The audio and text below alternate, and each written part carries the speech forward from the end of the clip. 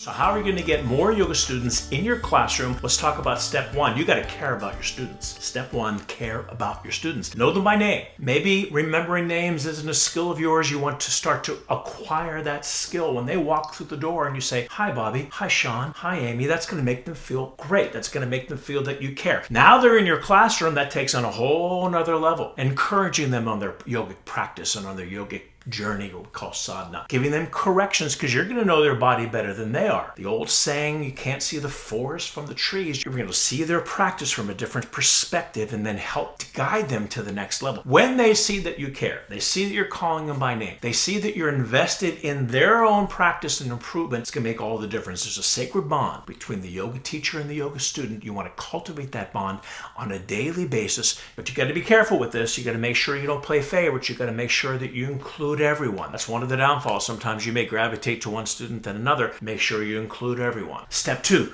be consistent in your timing so that they trust you. If you're doing a posture and you're holding the left side much longer than the right side or vice versa, they're not going to have confidence in you as a teacher. Or if you're holding a pose that's supposed to be 20 seconds and you're holding it for 60 seconds because you're trying to remember and get all the bullet points in. I always say this in my teacher training programs, timing is more important than all the bullet points you can remember. If you're doing 2 sets, in the hot yoga world, we do 2 sets of many of the poses. You have 4 chances to get those bullet points in. You got the first set left side, the first set right side, the second set left side, the second set right side. You got all that time. You can spread out the bullet points. Don't be compelled to get it all in that one set. That's one of the things Bikram used to do, but he could get away with it because he was Bikram. He would just ramble off on how India was such a superior country than the United States and yada, yada, yada, and we're holding the position forever. I had the reputation of being very consistent in my timing. My students knew that I knew exactly how long I was going to hold that pose. Therefore, their performance within the posture was also very consistent. In a recent video, I talked about beginning, middle, and end. So you have the beginning, the middle, and the end is when they want to go to that full position. When they trust that your timing is consistent,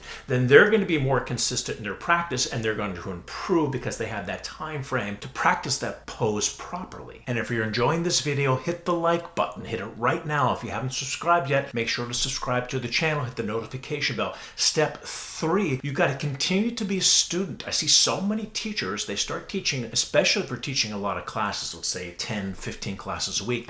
So many. They forget their practice. Your practice is what fuels you. The practice is your power. You don't want to take away your power by not practicing yoga. You got to continue to practice. You got to figure out when that is. You got to find the time. That's the discipline. That's the tapas. And when I first opened my studio in 1983, I taught 6 classes a day. Oh, God.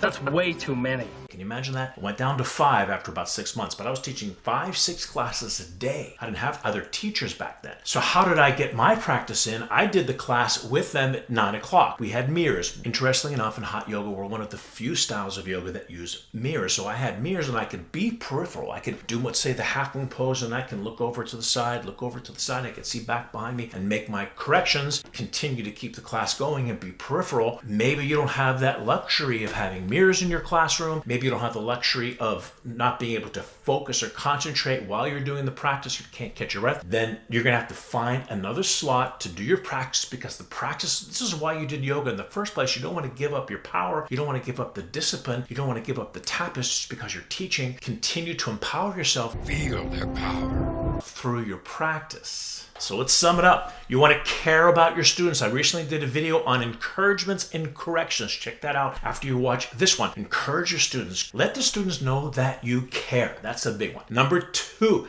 timing has to be consistent. And when they trust you, they're going to be at their peak performance. And when they're peaking, that's when they're going to come back to take your class. That's when they're just going to fill up your classroom because they're going to get results. Another caveat to the caring of your students, you want to give your students what they need, not what they want. You want to be the most popular person in the world. Yeah, they may want to go out to dinner with you. They may want to go to the movies with you, but they're not going to take your class. They're not going to pay you $20 to take that class if they're not getting results. So when you give them what they need, what a difference that makes. Give them what they need. And number 3, be a student. Continue your practice. That's going to empower your teaching. That's going to continue to empower you throughout your yoga career. Don't give up your practice. So that's our episode for today. Thank you so much for watching. If you're new to the channel, please consider subscribing. Hit the notification bell. You get notified when I post a new video. And I will see you at the next video. Bye, everyone.